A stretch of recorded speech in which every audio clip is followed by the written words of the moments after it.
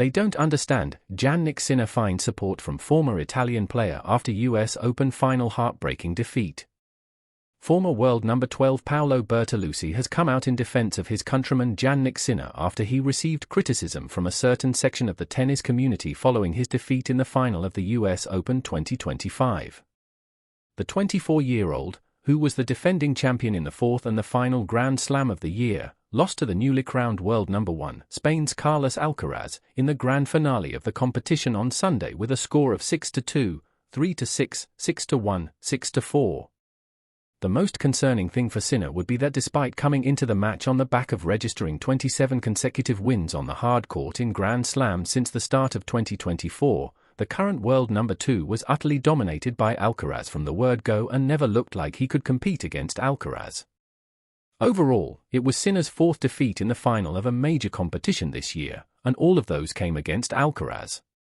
The two first featured in the final of the Rome Masters, where Alcaraz came out on top in straight sets with a score of 7-6, 6-1. A few weeks later, both met once again, this time in the final of the French Open, where Alcaraz snatched victory from the jaws of defeat and came out on top against Sinner in a 5-set thrilling finale with a score of 4-6, 6-7, 6-4, 7-6, 7-6. Recently, Sinner was forced to retire from the final of the Cincinnati Open against Alcaraz because of illness.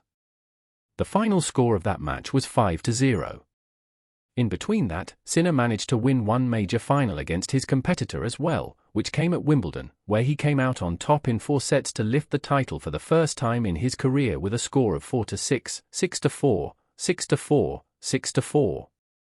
Those developments left Sinner trailing Alcaraz 4-1 in the final of major competitions, IWTA Grand Slams and ATP 1000 events, this year. That stat alone led to Sinner facing criticism from a particular section of the tennis community who questioned the 4-time Grand Slam's ability to get the better of his fiercest rival. Former world number 12 Bertolucci has come out in defense of Sinner and criticized the critics by claiming that they don't understand how to compete at the highest level. Bertolucci was of the opinion that losing a final of a Grand Slam despite being the world number 1 is a normal thing. Alcaraz and Sinner are wonderful, says Bertolucci. What can I say? Sinner and Alcaraz, are wonderful, said Bertolucci while talking in the La Telefonata podcast.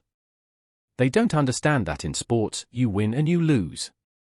The number 1 losing to the world number 2 is a very normal thing and part of life. 7 or 8 times a year, Sinner and Alcaraz lose.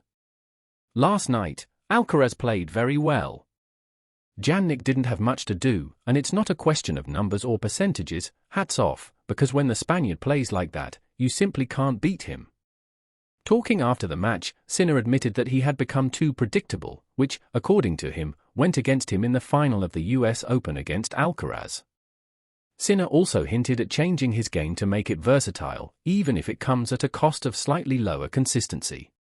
I was very predictable today, on court, in the way of he did many things, he changed up the game, said Sinner while talking to the press after the match.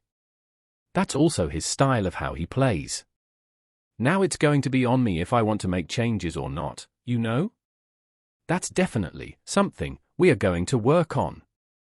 One thing is when the scoreline, matches before are comfortable, but you always do the same things. For example, during this tournament, I didn't make one serve volley, didn't use a lot of drop shots, and then you arrive to a point where you play against Carlos where you have to go out of the comfort zone. So I'm going to aim to, maybe even losing some matches from now on, but trying to do some changes, trying to be a bit more unpredictable as a player, because I think that's what I have to do, trying to become a better tennis player.